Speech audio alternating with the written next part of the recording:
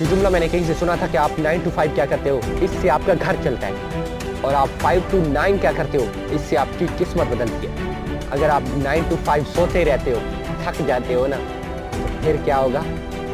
آپ کے پاس جو ہے نا وہ آپ کھو دو گے، کیونکہ جو سوتا ہے وہ کھوتا ہے، یعنی کہ اس کے پاس کچھ بھی نہیں رہتا، کھو دیتا ہے ہر چیز، اس کے پاس جو بھی ہوتا ہے۔ اور ہاں، اس کو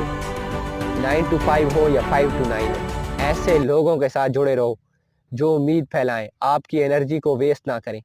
تو پلیز انرجی ویسٹر سے دور ہو، وہ چاہے دوست ہو، کوئی بھی ہو سکتا ہے، آپ کا ریلیٹیو ہو سکتا ہے، تھوڑے سے دور ہو گیا، کیونکہ وہ انرجی آپ کی سارے دن کی ساری جو ہوتی ہے وہ کھینچ لیتے ہیں، ختم کر دیتے ہیں، ایک دو بات کر کے نا آپ کی انرجی ختم ہو جاتی ہے۔ تو ایسے ہیٹرز، ایسے دوستوں سے پلیز پرہیز، کیونکہ دیکھو نا، ڈاکٹر بھی کہتے ہیں پرہیز جو ہے علاج سے بہتر ہے۔